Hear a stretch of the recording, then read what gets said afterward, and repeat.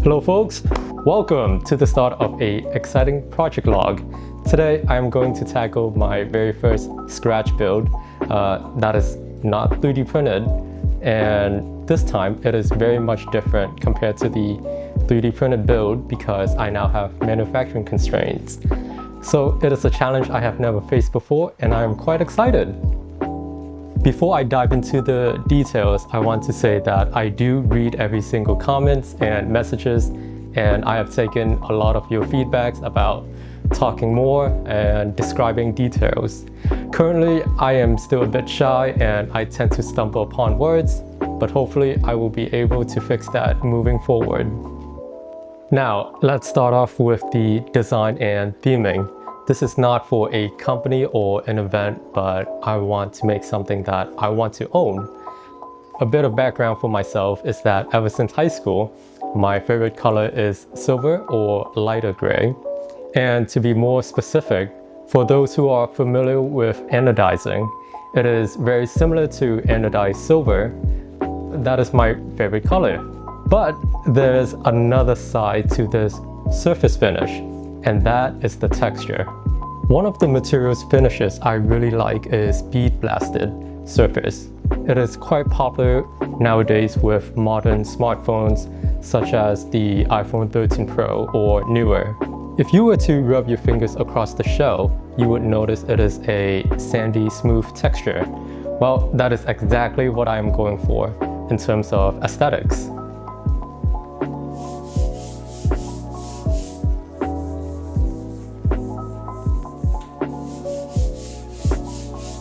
I'm also going for the modern looks along with this upside down motherboard placement. The reason for this is because I tend to place my PC on the same table on the right side of where I am sitting. I can easily reach to other USB ports or plug in other devices. Now, let's start off with the hardware selection. I want this PC to do all of my tasks without much difficulties, such as video editing, 3D animation, 3D rendering, 3D modeling, CAD, CAM, and of course, sim racing. There are 3 stars for the show in this project, and that is the CPU block, the GPU block, and of course, the case itself. So starting off with the CPU of choice, the 13900K, and you might question why. Well, now it is the perfect transitioning to the motherboard, which is a lovely Z790 Asus ROG formula. The whole aesthetics of this build would be a mix of white, silver, and a special color that I am still working on. With being a bright color build, I thought the Corsair titanium RAM would be fitting. It should be able to handle all the multitask and programs I would normally have open simultaneously. Next up, the graphics card. And the choice for this is the Asus 5090 TUF. And for those who knows me, you know exactly which water block I will be going for. It is just that unfortunate with all the tariffs and delays, but hopefully it should arrive before December. In terms of the power supply, I will be going for the Lian Li EDGE Gold 1200 watt. And something about this is it has a very unique design that I have never seen until recently. Now, this design of the power supply plays very nicely with how I'll be routing the cables. And what I mean by that is that I would have the cables running from at an angle and it would go straight up, wrapping around. It will be a smooth transition with all the nice curves and bends. And yes, of course, I will be making my own cables. In terms of storage, I am going to just have one 4TB NVMe from Samsung for now.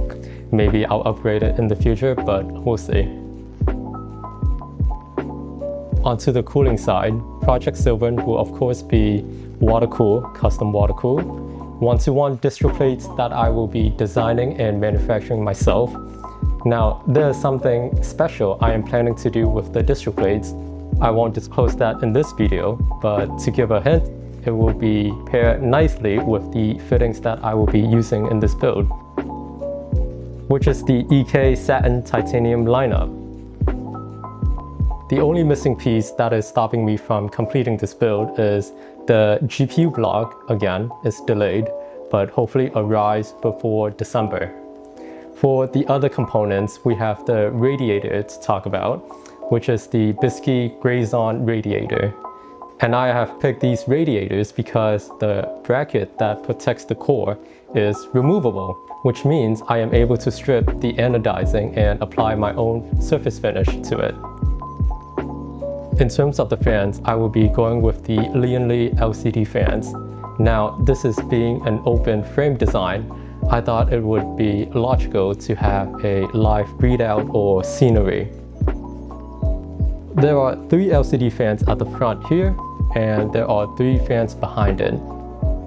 With all that being said, I am still in the process of designing the build because I don't have the proper CAD models to line everything up, but I made sure to account for enough room and clearance for where I want the tube and water to flow. Now, there is a lot need to be done, but I hope you all stay along for the journey. And to top everything off, I will be machining the case feed, so I hope you all enjoy what's coming up.